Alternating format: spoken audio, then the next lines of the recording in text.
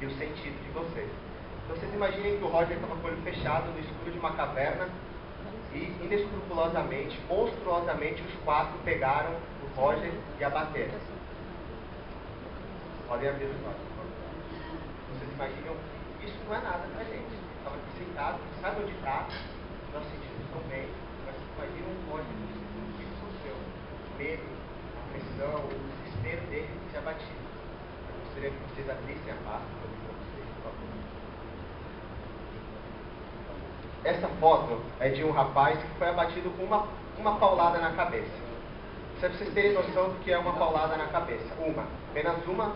Esse crime foi cometido por apenas um executor.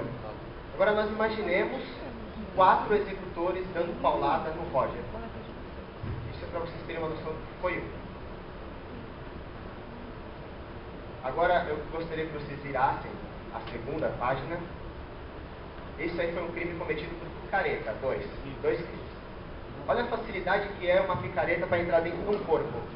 Ou seja, eles não precisam, eles poderiam estar cansados, doentes, enfermos, seja o que for. Eles têm a capacidade de um instrumento multiagudo.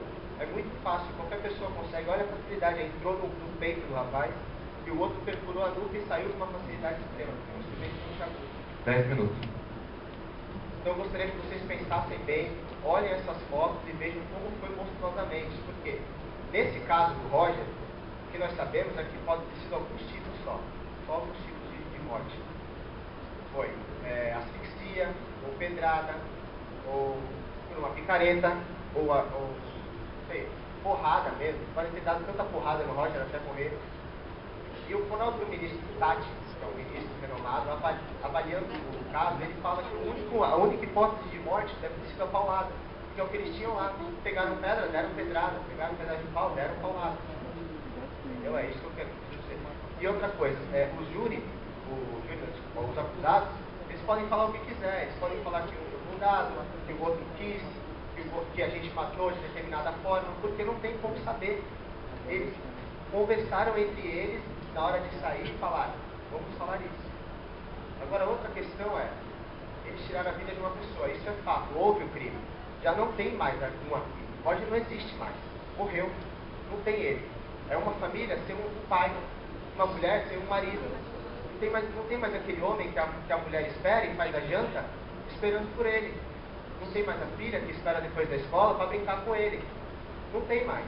E além desses 4 homens, além do Roger que morreu, mais 10 pessoas morreram, foi dito talvez. 10 pessoas tentando ajudar para tirar os 5 de lá. Então quer dizer, são 10 pessoas que morreram na busca deles, e os 4 ainda assassinaram e comeram o Roger. Então imagina se fosse o pai de vocês, todos vocês têm um ente querido homem. Todo mundo tem um pai, um irmão, um filho ou um marido. Ele é o chefe da expedição, ele vai fazer a expedição para dentro da caverna. Lógico que o intuito do esporte, que é um esporte absurdo, é sair. Assim como você vai surfar, de repente você vai entrar dentro do mar, você vai querer sair. Você vai fazer uma expedição dentro de uma caverna, você vai sair. E o chefe era o Roger. Então o Roger pegou os 4 e vamos fazer a expedição na caverna. Aconteceu isso. Pode ter sido até, eu ouso dizer, um motivo de vingança deles. Porque os 4, todo mundo tem família. Então os 4 ficaram pensando, viemos aqui, o Roger trouxe a gente.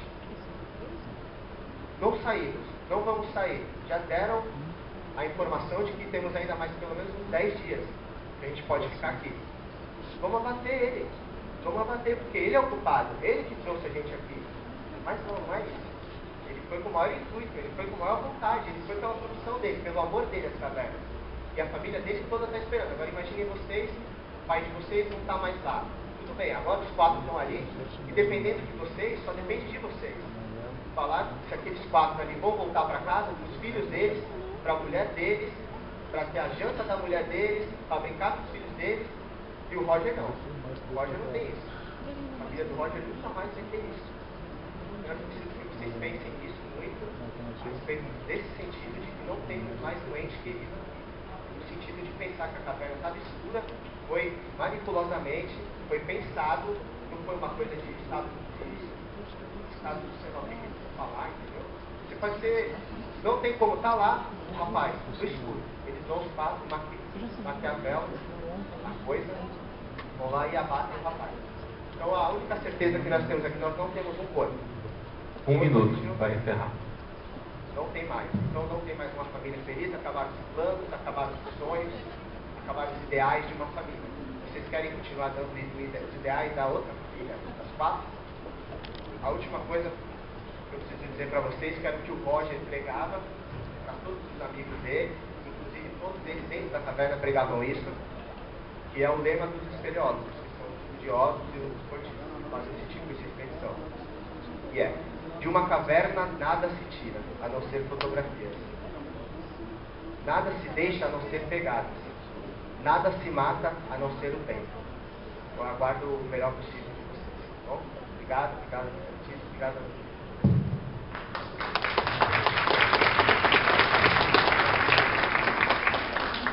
Muito bem. Dando continuidade, teremos agora a exposição do primeiro grupo da defesa, a quem concedo o prazo de 15 minutos. Doutores, palavras de vocês.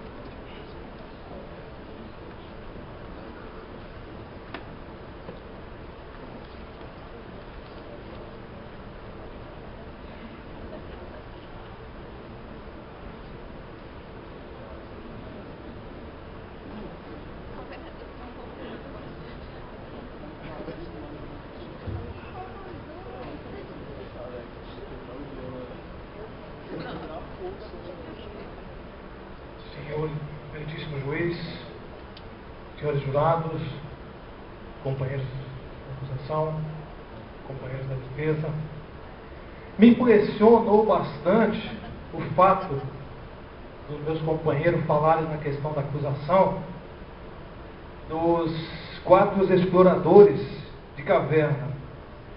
É interessante quando a gente começa a pensar e começa a ver a questão, por exemplo, da justiça. Antes de começar e antes de abordar, eu gostaria de colocar um ponto assim: nós estamos aqui para fazer justiça. Nada mais, nada menos teria importância de estarmos aqui se não fosse a justiça. Nem meus companheiros de acusação, nem meus companheiros de defesa e nem vocês jurados estariam aqui se não fosse a questão de justiça. Ou seja, o Estado espera a justiça. Mas a justiça, ela também tem alguns parâmetros que nós precisamos observar. Nós podemos ver, por exemplo, até voltando lá, vamos falar até de Jesus mesmo, uma coisa interessante. O povo, quando estava lá nas ruas falando, crucifica, era pedido de justiça. Mas, falando nessa justiça, chegaram a soltar um criminoso chamado Barrabás, ao invés de Jesus, um inocente. E era justiça. O Estado americano, por exemplo, nós temos um relato aí de condenação de menos de uma década, 360 pessoas foram condenadas à pena de morte, falando de justiça, dos quais 25 sequer tiveram condições de trazer a papelada que pudesse inocentar morto. Esses 25 morreram. E como é que ficaram suas famílias? Quer dizer, é um outro Estado, mas é um exemplo. Então, falando de justiça, primeiramente nós precisamos de tomar cuidado e pensar que todos nós que aqui estamos com essa finalidade de justiça. E nessa questão de justiça é importante que nós não possamos fazer a injustiça. A acusação disse uma coisa interessante: não tinha comida. Foi eles que falaram. Eu peço até licença para pegar o meu óculos, mas foi eles que falaram que não tinha, de fato não tinha, se dizia não tinha nenhum tipo de alimento, nem vegetal, nem animal e nem água. Se tivesse água, talvez até aguentasse um pouco mais. Então é interessante que nós tenhamos tudo isso para poder. Acabou a comida. Outro detalhe que a própria acusação falou: Roger foi morto por paulada, pedrada, asfixiada. Quer dizer, nem ele sabe como Roger foi morto. Como é que você pode, então, chegar numa conclusão se você não sabe como uma pessoa foi morta? Qualquer um que vai para uma caverna leva uma lanterna. Isso não se diz nos relatos, mas é natural. Quem que vai ser um explorador de caverna e não tem uma lanterna, não tem uma forma de iluminar? Então não é um explorador, quer dizer, isso daí não se fala, mas é natural que se conceda isso.